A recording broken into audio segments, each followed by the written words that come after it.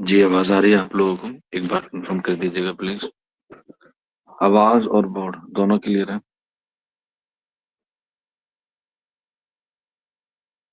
ठीक। चलिए फिर आज की अपनी क्लास को शुरू करते हैं। और आज हम लोग पढ़ेंगे उर्दू ड्रामे में हबीब तनवीर को। हबीब तनवीर जिनका मशहूर ड्रामा है आगरा बाजार। आगरा बाजार जिसमें इन्होंने उर्दू के अवामी शायर की जिंदगी को पेश किया है। और अवामी शायर आप लोग जानते हैं किसे कहते हैं? वो कहते हैं नजीर अकबर आबादी को। नजीर अकबर आबादी को हम लोग कहते हैं। और उन्हीं की जिंदगी पर इन्होंने जो है ये ड्रामा लिखा है हबीब तनवीर ने। लेकिन उससे पहले हम लोग हबीब तनवीर की हालात जिंदगी पर रोशनी डालें। इनका नाम हबीब अहमद खान।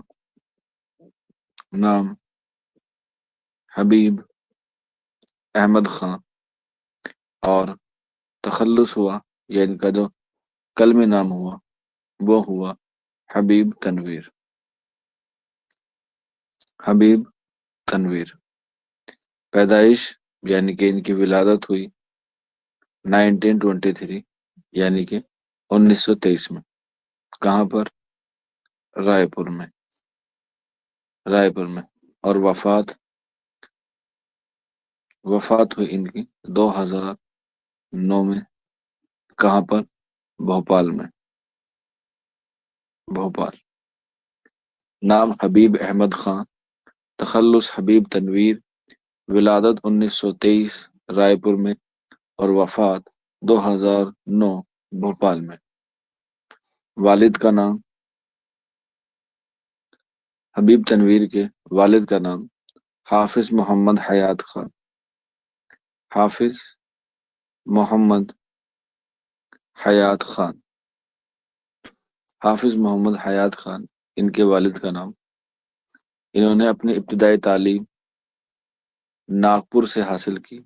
और नागपुर से हासिल करने के बाद ये जो है वो सहाफत से जुड़ गए। और इन्होंने अपनी अदबी जिंदगी का सफर या अपनी अदबी जिंदगी का आगाज सहाफत से किया। सहाफत कहते हैं जर्नलिज्म को, यानी कि पत्रकारिता को। और इन्होंने जो है वो अपना करियर सहाफत के नाम से शुरू किया। लेकिन इनको जो है वो सहाफत में ज्यादा देर दिलचस्पी नहीं रही। और इन्होंने जो है वो थिएटर की तरफ रुख कर लिया। थिएटर यानी कि ड्रामे की तरफ रुख कर लिया। और ड्रामा निगारी में इन्होंने जो है वो तब आजमाई की। तब आजमाई के साथ साथ ये जो है वो ड्रामा निगार बन के उभरे तरक्की पसंद तहरीक के। तो हबीब तनवीर का जो ताल्लुक है वो तरक्की पसंद तहरीक से है। तरक्की पसंद तहरीक से है। इसके बाद जब तरक्की पसंद तहरीक खत्म हो गई 1956 में, इसके बाद इन्होंने जो है वो सियासत को क्या किया, शुरू किया। और इन्होंने जो है वो सियासत में तबाजमाई की।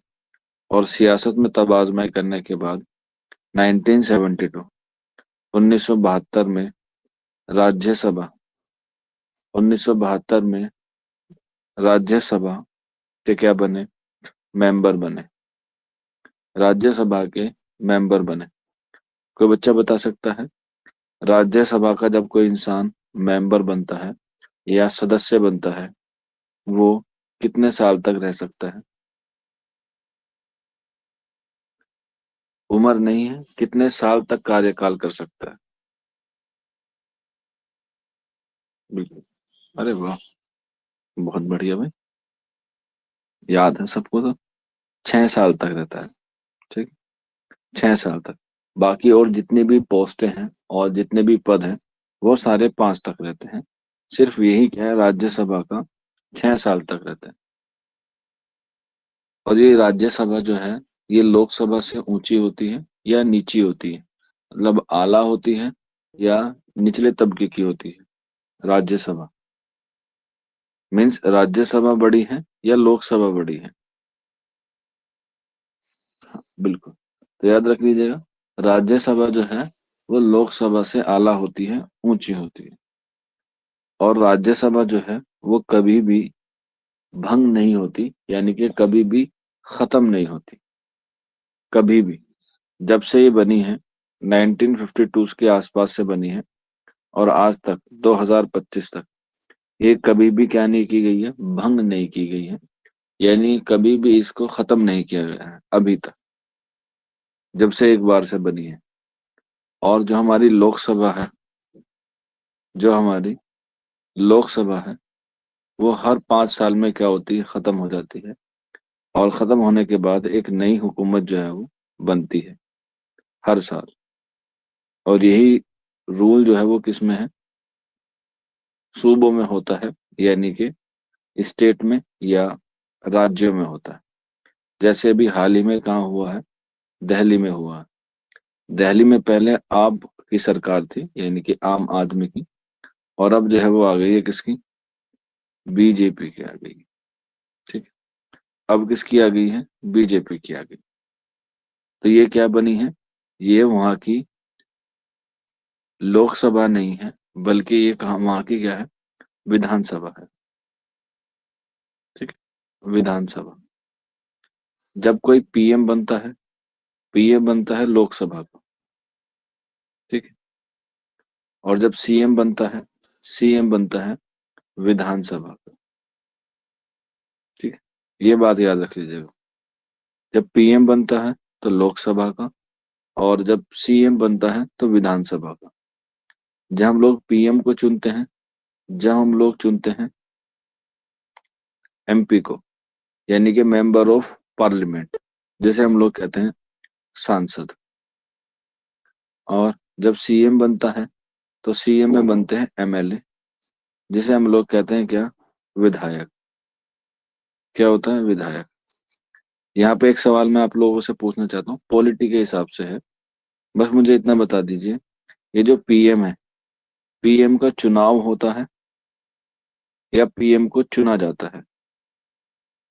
ए चुनाव और बी चुना, बताना जरा।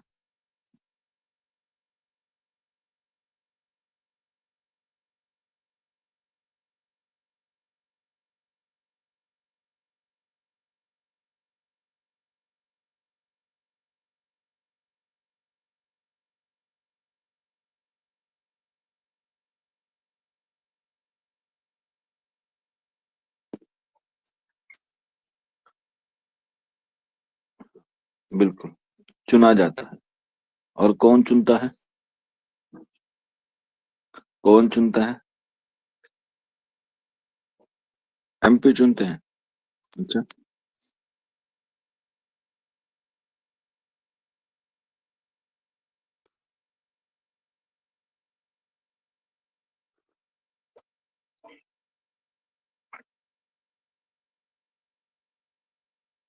पार्लियामेंट के लोग, मेंबर ऑफ पार्लियामेंट, हाँ।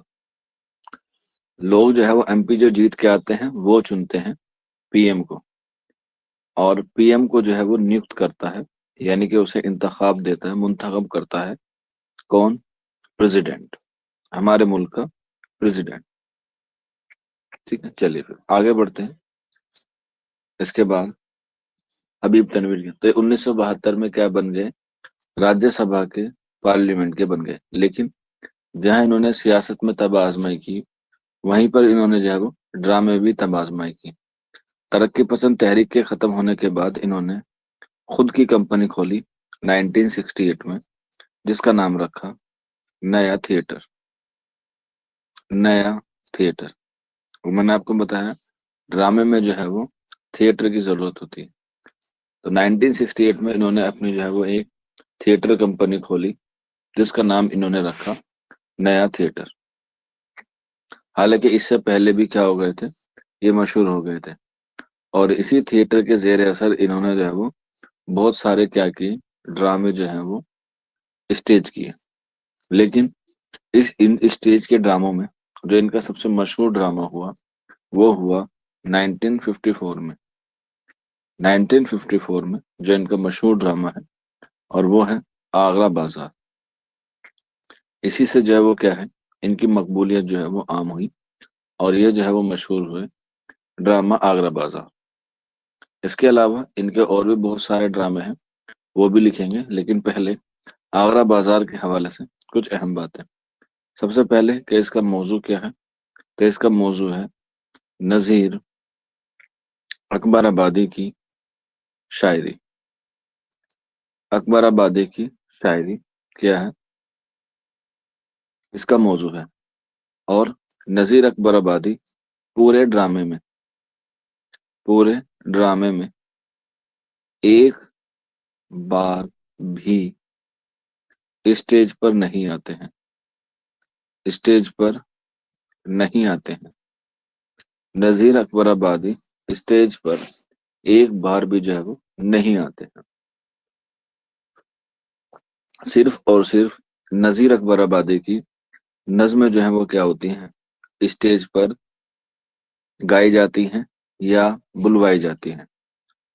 कोई बच्चा बता सकता है नजीर अकबर आबादी की कितनी नज्में ड्रामा आगरा बाजार में गाई जाती हैं?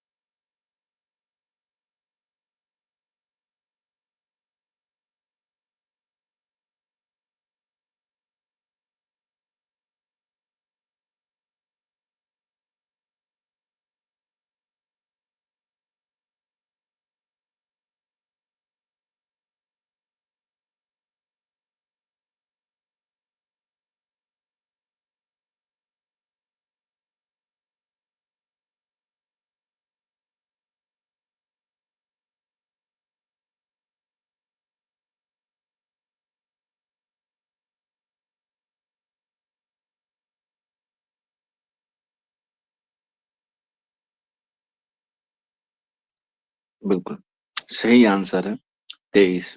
अब वो 23 कौन कौन सी नज्में हैं वो आप लोग लिख लीजिएगा, एग्जाम में आपसे पूछी जा सकती है। जैसे शहर आंसू, इसके बाद पेशा, इसके बाद मुफलिसी, मुफलिसी के बाद खुशामद, खुशामद, खुशामद के बाद जन्म कन्हैया, जन्म कन्हैया, इसके बाद बलदेव जी का मेला, बलदेव जी का मेला, बलदेव जी का मेला, इसके बाद दीदबाजी, दीदबाजी, नेक्स्ट है रोटी, रोटी के बाद अकबराबाद, इसके बाद गजल, गजल के बाद आगरा की या आगरे की तैराकी, इसके बाद जर, नेक्स्ट है फिर सरापा, सरा के बाद महादेव का बिया, महादेव का बिया, इसके बाद पेट, पेट, पेट के बाद ककड़ी, ककड़ी के बाद तरबूज, तरबूज के बाद तिल का लड्डू, तिल का लड्डू, इसके बाद कोरे बर्तन, कोरे बर्तन, नेक्स्ट है फिर पतंग, पतंग, पतंग के बाद रीछ का बच्चा, रीछ का बच्चा इंपॉर्टेंट है, ध्यान रख लीजिएगा। इसके बाद होली, इसके बाद होली। कितने हो गए बेटा? मेरे ख्याल से हो गए, दिखे 23, 23 हो गए, 22 हुए हैं। अच्छा, चलिए तो फिर एक और लिख लीजिएगा, और वो है आदमी नामा, आदमी नामा। तो ये 23 नज्में हैं जो आगरा बाजार में क्या है, शामिल है। ठीक। हाँ, रुपया पैसा एक ही तो बात है। तो ये इनके कुछ ड्रामे हैं। सॉरी, आगरा बाजार में ड्रामा है जिसमें जो है वो ये नज्म शामिल है। और ये जो है वो 1954 को नजीर अकबर आबादी पर जो है वो खेला गया। और कहाँ पर खेला गया? ये खेला गया जामिया मिल्लिया इस्लामिया में। जामिया मिल्लिया इस्लामिया। जामिया मिल्लिया इस्लामिया 1954 में। और इसको खेला करने के लिए इसमें जो है वो किरदार जो है वो बहुत सारे हैं। लेकिन इस बहुत सारे में दो तीन अहम है किरदार, वो आप लोग लिख लीजिएगा। जैसे ककड़ी वाला। ठीक है। अगर पूछा जाए कि ककड़ी वाले का क्या नाम है तो याद रख लीजिएगा, अब्दुल सत्तार सिद्दीकी। अब्दुल सत्तार सिद्दीकी। इसके बाद तरबूज वाला। तरबूज वाला। इसका नाम पूछे तो इसका नाम है असगर। असगर इस्लाही। असगर। तरबूज वाले के बाद लड्डू वाला। लड्डू वाले का नाम है नोमान लतीफ। नोमान लतीफ क्या है इसमें, लड्डू वाले का नाम है। हालांकि वैसे ही ऐसे ही नाम आते हैं कि लड्डू का किरदार किससे है, तो इसलिए आप लोग उसे याद भी रख सकते हैं, कोई इसमें ज्यादा वो नहीं है। इसके बाद कुतुब खाने वाला होता है जिसके यहाँ पर जो है वो लड़ाई होती है। और इसका नाम था जियाउल हसन फारूकी। जियाउल हसन फारूकी। जियाउल हसन फारूकी।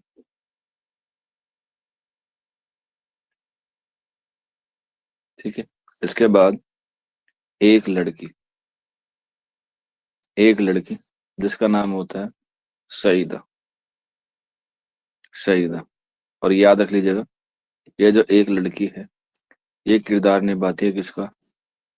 नजीर अकबर आबादी की बेटी का।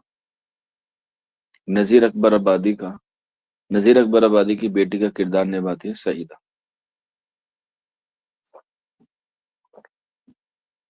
ठीक है।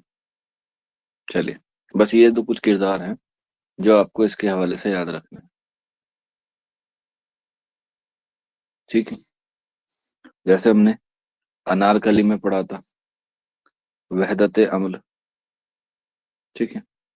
वहदत जमा या वहदत मकान और वहदत जमा।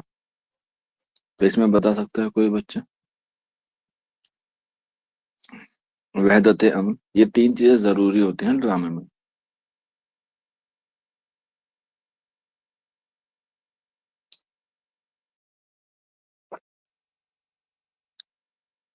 बताइए। अगर नहीं पता तो एन लिख दीजिएगा, घबराने वाली बात बिल्कुल नहीं। चलिए, नहीं पता तो लिख लीजिएगा। वहदत अमल में है नजीर की नज्में। नजीर की नज्में। वहदत मकान में है आगरा का चौराहा। आगरे का चौराहा। और वहदत जमान है 1810। वहदत जमान है 1810। वहदत अमल में जो है वो पेश किया गया है नजीर की नज्में। वहदत मकान है आगरा का एक चौराहा। और वहदत जमान है 1810। चलिए, इनके इसके बाद कुछ अहम मशहूर जो है वो ड्रामे लिख लेते हैं। आगरा बाजार से बस इतना ही आता है और इससे ज्यादा जो है वो नहीं आता।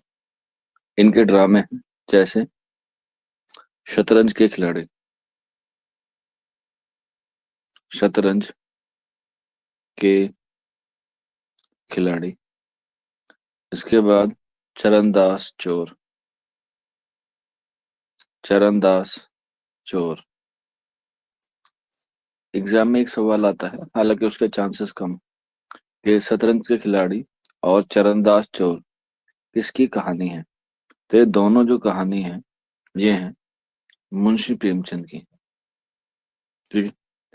और मुंशी प्रेमचंद की इन दोनों कहानियों को ड्रामे के सिन्फ में या ड्रामे पर मबनी लिखे हैं हबीब तनवीर।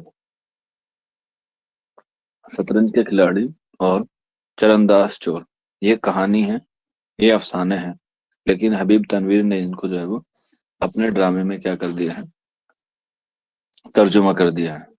इसके बाद नेक्स्ट लिख लीजिएगा झाड़ू। नेक्स्ट लिख लीजिएगा झाड़ू भी क्या है, इनका ड्रामा है। इसके बाद किसका किसका पत्थर। किसका पत्थर। इसके बाद देख रहे हैं नैन। देख रहे हैं नैन। देख रहे हैं नैन। और इसके बाद नेक्स्ट लिख लीजिएगा और लास्ट लिख लीजिएगा इंद्र लोकसभा। इंद्र लोक सभा। बस ये इनके क्या है, कुछ ड्रामे हैं जो आपको एग्जाम के हवाले से याद रखने, सिर्फ और सिर्फ।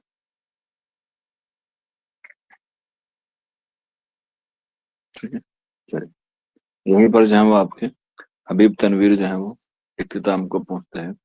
और इसके बाद नेक्स्ट और लास्ट जो है वो हमारे ड्रामा निगार है, जिनका नाम मोहम्मद हसन। ठीक। वैसे देखा जाए तो मोहम्मद हसन को हम लोग जो है वो तनकीद में पढ़ते हैं। ठीक है। कोई बच्चा बता सकता है मोहम्मद हसन तनकीद में किसके जानशीन है? जानशीन कहते हैं उत्तराधिकारी को, यानी कि सक्सेसर को।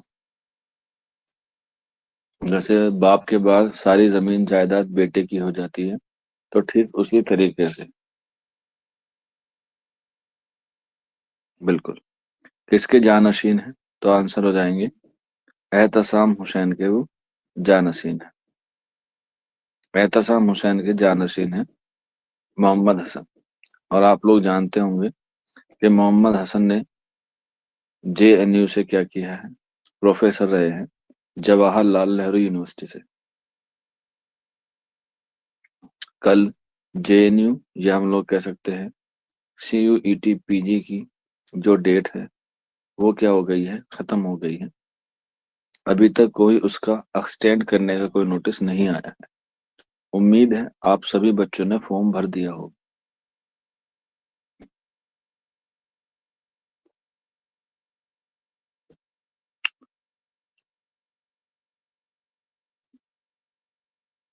चलिए बहुत बढ़िया।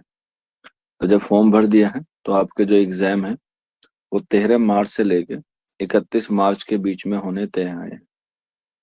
यानी कि आपका जो सीयूईटी पीजी का पेपर पड़ेगा वो रमजान में पड़ेगा। ठीक है। तो इसलिए आप लोग जो है वो तैयार रहे। हालांकि इस बार जो है वो ये कर दिया है सीयूएनटीए वालों ने कि आपके नियर बाय ही क्या देंगे, आपको सेंटर देंगे जो आपने वहां पे फिल किया होगा। वहां पे आपसे चॉइसेस मांगी जाती हैं, तो जो पहली चॉइस होगी मोस्टली वहीं पर जो है वो मिल जाता है। ठीक है। कोई बात नहीं, अभी जामिया और अलीगढ़ के नहीं आए हैं, उसके जो है वो एंड ऑफ फेब में आएंगे, फॉर्म आएंगे। और उसका जो एग्जाम होगा जामिया का और एएमयू का वो आपका होता है मई में या जून में होता है। बस ये मान के चलिए कि पूरे रमजान जो है वो आपको फॉर्म भरने के लिए दिए जाएंगे। तो जामिया और अलीगढ़ वालों के पास अभी काफी वक्त है, आराम से हो जाएगा। इसीलिए जामिया और अलीगढ़ वालों का जो पार्ट बी होता है, यानी कि जो सब्जेक्टिव होता है, वो ईद के बाद शुरू होगा। ठीक है। वो ईद के बाद शुरू होगा। और मैंने कल आपको एक आईडी बताई थी क्लास में, वो बाय मिस्टेक दूसरी क्लास की आईडी आपको बता दी। इसलिए मैंने आपको जो सही आईडी है या न्यू आईडी है वो आपको चैट बॉक्स में जो है वो मैंने डाल दी थी। आप उससे लॉगिन करके यानी कि इनरोल करके आप टेस्ट सीरीज में जो है वो क्या हो सकते हैं, इनरोल हो सकते हैं। और उसमें जो टेस्ट हैं वो 20 फरवरी से जो है वो क्या हो जाएंगे, शुरू हो जाएंगे।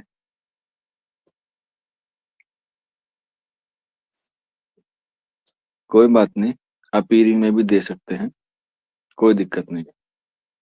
अगर आपका रिजल्ट भी नहीं आया है तो भी आप लोग दे सकते हैं।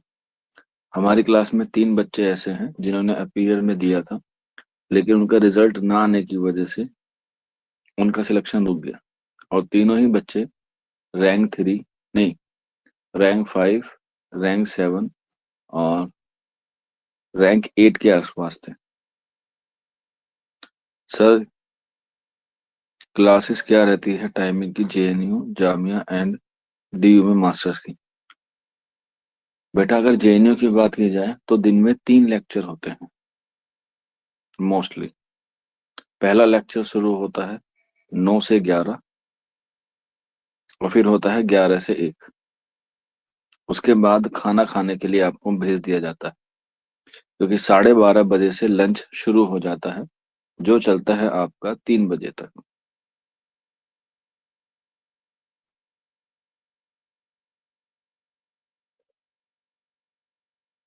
और उसके बाद तीसरी क्लास शुरू होती है 2 बजे से या 4 बजे से। वो डिपेंड करता है कि आपके प्रोफेसर कब ले रहे हैं। और एक जो लेक्चर होता है, यानी कि जो एक लेक्चर होता है वो होता है 2 घंटे का। सॉरी, एक लेक्चर जो होता है वो होता है 2 घंटे का। तो जो पहला लेक्चर होता है वो शुरू हो जाता है 9 बजे, 9 से 11। और जो दूसरा होता है 11 से 1। और फिर आप में 1 घंटे का आपको ब्रेक मिलता है। और उसके बाद 2 बजे से या 3 बजे से वो टाइम की ड्यूरेशन होती है अपने हिसाब से। ठीक है सर। जामिया और अलीगढ़ एडमिशन किस मंथ में लेता है बताया तो बेटा। रजिस्ट्रेशन फॉर्म आपके फरवरी के एंड में आ जाएंगे और इसके बाद मई या जून में आपके क्या लेगा, वो पेपर लेगा जामिया मिल्लिया इस्लाम।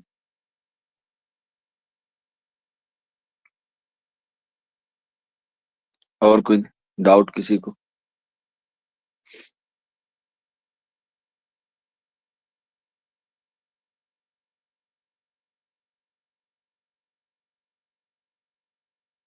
पेपर लेने के बाद, पेपर लेने के बाद कम से कम 2 महीने लेते हैं, कम से कम 2 महीने का वक्त लेते हैं जामिया और अलीगढ़ वाले।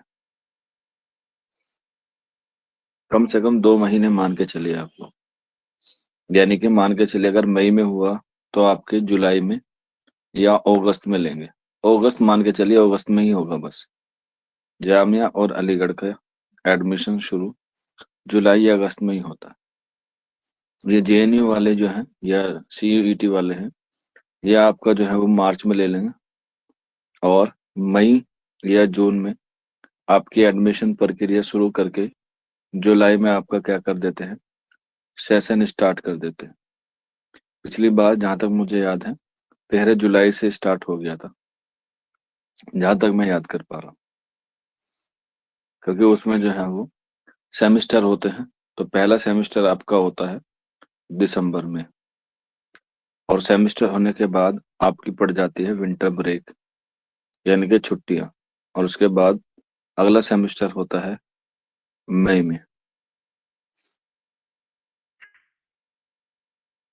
और मई में सेमेस्टर होने के बाद फिर आपका पड़ जाता है समर वेकेशन।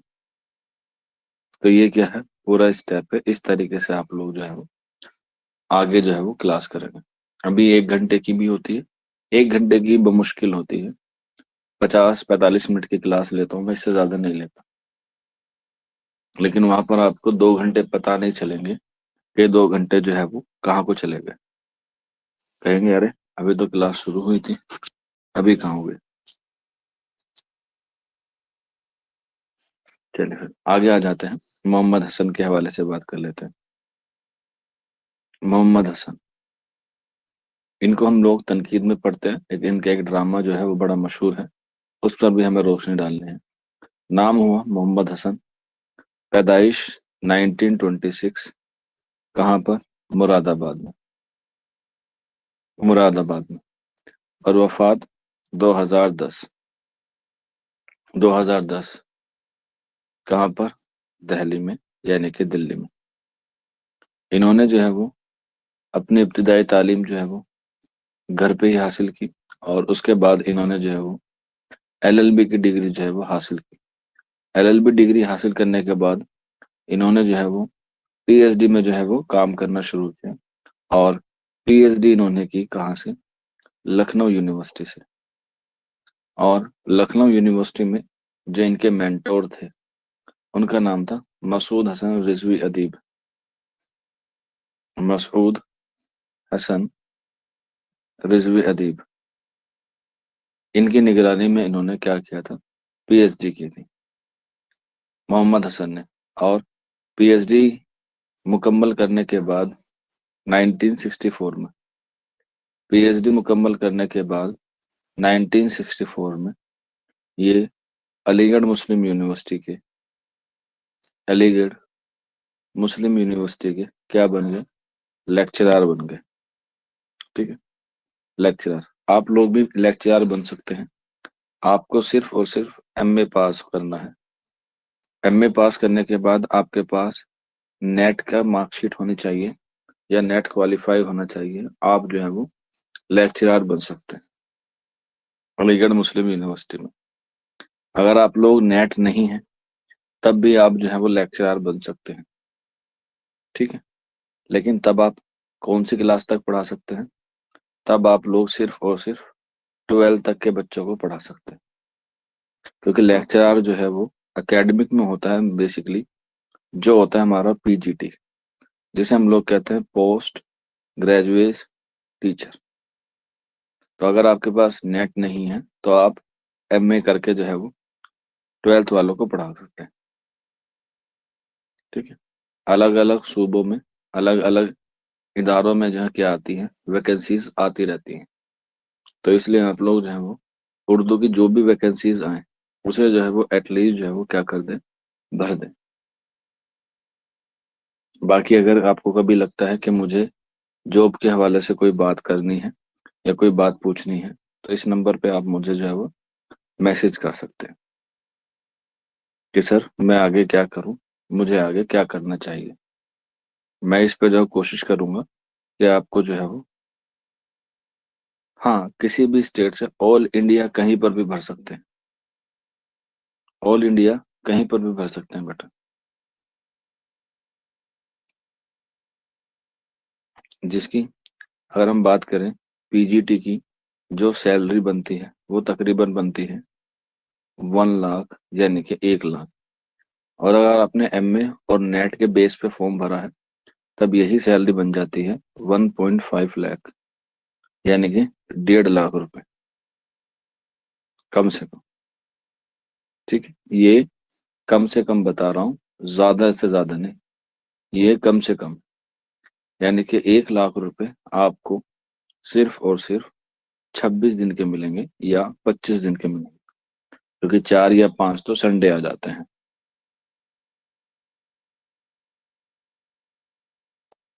हमारे यहाँ तो सर एमए के बाद बीएड होना चाहिए एस्टेट देने के लिए। बेटा वो अलग अलग स्टेट में अलग अलग क्राइटेरिया होता है। ठीक है, अलग अलग स्टेट में अलग अलग क्राइटेरिया होता है। बहुत से में बीएड मांगते हैं, बहुत से में नहीं मांगते हैं। लेकिन मैं बता रहा हूँ एमए के बाद अगर आप करना चाहें तो कर सकते हैं। ठीक है, जैसे अभी जो है फिलहाल करंट में राजस्थान पब्लिक सर्विस कमीशन में निकली हुई है पीजीटी की। पीजीटी की 26 पोस्टें हैं। ठीक है, उसमें ना तो रीट मांगा गया है, उसमें सिर्फ और सिर्फ आपके पास एमए होना चाहिए। और एमए में भी बीएड मांगा गया है, भले ही बीएड आप क्या हो, अपीयर में हो, तो भी आपका जो है एक्सेप्ट कर लिया जाएगा। ठीक, तो भी क्या कर लिया जाएगा, एक्सेप्ट कर लिया जाएगा। अगर आप लोग टीचर बनना चाहते हैं तो आप लोग जो है वो पहले बीएड करें, उसके बाद एमए करें, कोई दिक्कत नहीं आएगी, अगर आप टीचर में जाना चाहते हैं। लेकिन अगर आप लोग एमए करने के बाद बीएड करते हैं तो भी कोई दिक्कत नहीं है, तो भी जो है वो एक बेहतर डिसीजन है। हाँ, उर्दू में जो है वो मेवात कैडर जो होता है वो काफी सारी वैकेंसीज निकालता है, लेकिन हरियाणा में क्या होता है, एस टेट वैलिड होता है, सी टेट वैलिड नहीं मानते हैं। ठीक है, अभी हाल फिलहाल में ही जो है वो सुप्रीम कोर्ट का क्या आया है, वर्डिक आया है कि सी टेट जो है वो सिर्फ और सिर्फ सेंट्रल में वैलिड होगा, स्टेट में वैलिड नहीं होगा।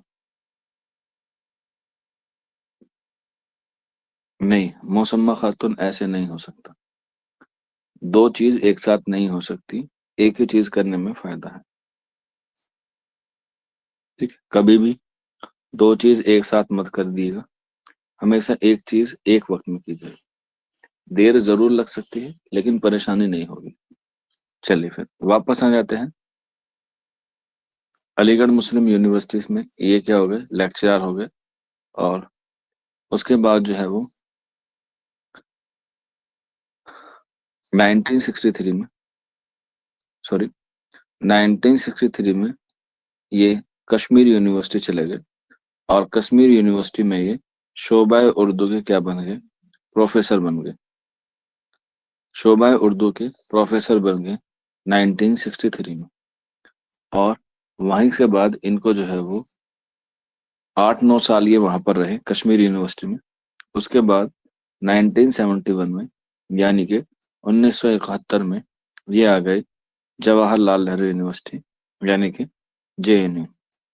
और जेएनयू में आकर इन्होंने वहां का जो मरकज था, जिसको कहते हैं हिंदुस्तानी जबानों का मरकज, हिंदुस्तानी जबानों का मरकज। तो जैसे आप लोग जेएनयू में जाएंगे तो जेएनयू में आपको डिपार्टमेंट ऑफ उर्दू नहीं मिलेगा, कभी आप लोग वहां पे डिपार्टमेंट ऑफ उर्दू ढूंढते रहे, वहां पर मिलेगा आपको स्कूल ऑफ लैंग्वेज। ठीक है, वहां पर जो है वो स्कूल के नाम से चलते हैं, स्कूल ऑफ लैंग्वेजेस, यानी कि जितनी भी लैंग्वेज हैं, चाहे वो डोमेस्टिक हो, चाहे वो इंटरनेशनल हो, कोई सी भी लैंग्वेज हो, वहां पर आपको स्कूल मिलेगा। स्कूल के अंदर जो है वो अलग अलग डिपार्टमेंट होते हैं, स्कूल के अंदर ही क्या होते हैं, अलग अलग डिपार्टमेंट होते हैं, जिसमें आता है centre of centre of Indian language, centre of Indian languages. तो जितनी भी भाषा है इंडिया की, वो सारी एक डिपार्टमेंट में है, उर्दू का कोई अलग से डिपार्टमेंट नहीं। ठीक है,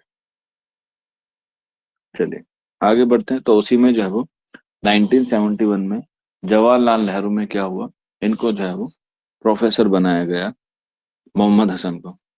और वहीं पर रहते हुए इन्होंने एक ड्रामा लिखा जो मशहूर हुआ 1977 में, और वो ड्रामा था जहाक। जो लिखा गया इन्होंने, जिसका मौजू था जहाक खां इमरजेंसी। ठीक है, इमरजेंसी। और इमरजेंसी कब लगी हमारे मुल्क में, हमारे मुल्क में लगी 1975 में, यानी कि 1975 में, 1975 में। और उस वक्त कौन थी हमारे देश की प्रधानमंत्री, इंदिरा गांधी थी। तो ये ड्रामा जहाक जो है वो 1975 के मौजू पर लिखा गया, और इसका मौजू क्या था, इसका मौजू था इमरजेंसी। लेकिन इमरजेंसी के साथ साथ इसको जो है वो एक क्या क्या क्या कहा गया, इसको जो है वो एक सियासी ड्रामा भी जो है वो कहा गया, क्योंकि इसमें जो है वो सियासत के हवाले से भी क्या की गई थी, बात की गई थी ड्रामा जहाक में। हालांकि इमरजेंसी के पीछे इसकी जो कहानी है वो भी क्या है, एक सियासी कहानी है। सियासी कहानी से मुराद है कि इसमें जो है वो सियासत में ही क्या किया गया है, इसका जो है वो पेश किया गया है इसमें। और सियासत में जो है वो इसमें जो वो होता है, किरदार जो होते हैं, वो ज़हाक होता है, नौशबा होता है, फरीदो होता है, और वजीर आजम होता है। बहुत सारे जो है वो क्या है, इसमें जो है वो किरदार, इसमें जो है वो क्या है, बहुत सारे किरदार हैं। तो हम लोग बारी बारी जो है वो क्या करेंगे, उस पर जो है वो रोशनी डालेंगे। चलिए, तो इमरजेंसी का जो ड्रामा है जहाक, उस पर जो है वो हम लोग लिखते हैं। ये जो है ड्रामा जहाक, ड्रामा जहाक 1975 के मौजू पर लिखा गया है। और ईरानी इसमें ईरानी देवमालाई अनासिर को पेश किया गया है। इसमें ईरानी देवमालाई अनासिर को जो है वो पेश किया गया है। और इस ड्रामे में जो है वो 6 मनाजिर हैं। इस ड्रामे में 6 मनाजिर हैं। और इसको जो है वो हम लोग स्टार बना के लिख लीजिएगा। ड्रामा जहाक को हम लोग कहते हैं, ये ड्रामा जहाक जो है वो इंसानों के इंसानों के भेजो इंसानों के भेजो पर जिंदा इंसानों के भेजो पर जिंदा रहने वाले रहने वाले शहंशाह की कहानी है। शहंशाह की कहानी है। ठीक है। इंसानों के भेजों पर जिंदा रहने वाले शहंशाह की कहानी है। शहंशाह की कहानी क्यों है? क्योंकि इसमें जो है वो एक शहंशाह होता है। ठीक है। जो एक शहंशाह को मारकर उसका तख्ता पलट करके जो है वो खुद जो है वो राजा बन जाता है। तो राजा जब बन जाता है तो उसे एक ख्वाब देखता है, और उस ख्वाब में देखता है कि उसके दोनों बाजू पर, यानी कि दोनों कंधों पर, दो सांप जो है वो मुश्तमिल हो जाते हैं। और उन सांप डेली क्या करते हैं, वो उस राजा को या उस शहंशाह को क्या करते हैं, डसते हैं। तो उससे जो है वो उसको बहुत दर्द होता है, उससे जो है वो बहुत परेशानी होती है। तो उस डर से या उस परेशानी से बचने के लिए उसमें जो है वो क्या होता है, एक बूढ़ा होता है।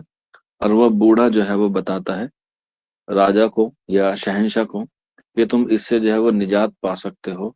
और उस निजात पाने के लिए तुम्हें अपनी प्रजा में से रोजाना सुबह शाम 2 इंसान के भेजे इन सांपों को जो है वो खिलाने हैं। तभी जो है वो तुम्हारे ये डसना बंद कर देंगे। तो बस इसी तरीके से राजा की खिदमत में डेली सुबह शाम 2 जो है वो क्या आते हैं, इंसान के भेजे आते हैं। इसीलिए इसका नाम है इंसानों के भेजों पर जिंदा रहने वाला शहंशाह की कहानी। लेकिन बाद में लेकिन बाद में एक इंसान होता है जिसका नाम होता है फरीदो। फरीदो जो है वो इसके इस खिलाफ बगावत कर देता है। और बगावत करने में जो है वो जो जहाक होता है, यानी कि जो राजा होता है, उसको क्या करता है, उसको मारने के लिए चाकू से उठता है और उस पर जो है वो कत्ल करता है। लेकिन जैसे ही वो उसकी गर्दन काटता है, वो वापस से दोबारा से आ जाती है। और ये ड्रामा इस बात पर खत्म हो जाता है जब फरीदो कहता है कि जब जब जुल्म बढ़ेगा तब तब एक फरीदो दोबारा जन्म लेगा। और इस तरीके से क्या हो जाता है, ये ड्रामा जो है वो खत्म हो जाता है। तो ये जो है वो इंसानों के भेजों पर जिंदा रहने वाले शहंशाह की कहानी है। लेकिन इसमें जो है वो जहाक जो ड्रामा है, उसके पीछे जो है वो इसमें क्या बयान की गई है, सियासत भी जो है वो पेश की गई है। क्योंकि इसका जो मौजू है वो इमरजेंसी है। इसीलिए ज्ञानचंद जैन ने इसीलिए ज्ञानचंद जैन ने ड्रामा जहाक को सियासी तमसील कहा है।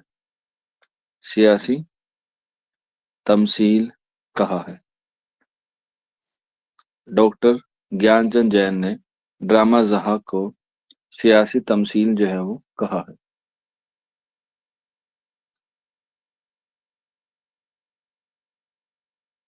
इसमें मैंने आपको बता दिया मनाजिर क्या है, इसकी जो है वो मैंने आपको कहानी भी बता दी। इसमें जो कुछ किरदार हैं वो आप लोग जो है वो नोट कर लीजिएगा। जैसे सबसे पहला आता है जहाक। ठीक है। ये क्या होता है, एक अफसर होता है या एक सेनापति होता है जो अपने राजा को, और राजा कहाँ का होता है, ईरान का होता है, उसको मार कर या उसको कत्ल कर कर जो है वो गद्दी पर बैठता है। एक होती है नौशबा। नौशबा जो क्या है, इसमें रकासा का काम करती है। रकासा आप लोग जानते हैं, नाचने वाले को कहते हैं। इसके बाद इसका हीरो जिसका नाम होता है फरीदो, ये वैसे तो पेशे से शायर होता है, लेकिन ये इसका क्या है, हीरो है फरीदो। इसके बाद एक आता है बूढ़ा, जो राजा को बताता है कि आप लोग जो है वो इससे क्या पा सकते हैं, निजात पा सकते हैं। बूढ़ा। बस ये कुछ किरदार है ड्रामा जहाक के। आप लोग जो है वो इसी में से जो है वो याद कर लीजिएगा, इतने ही जो है वो आपसे पूछे जाते हैं बस।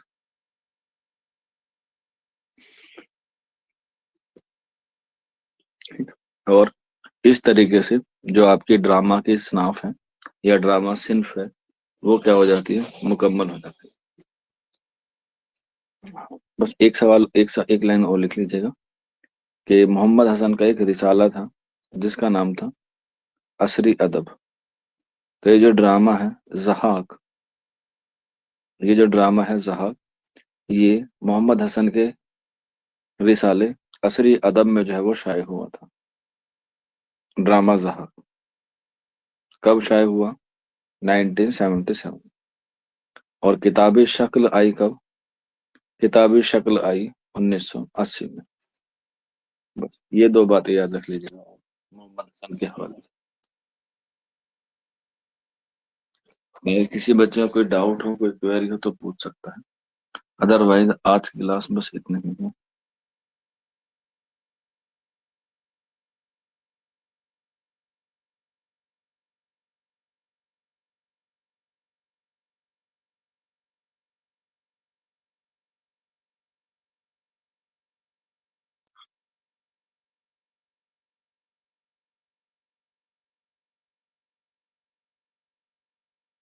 अब ड्रामे का टेस्ट बचा है, एक दो दिन में मैं ड्रामे का टेस्ट ले लूंगा।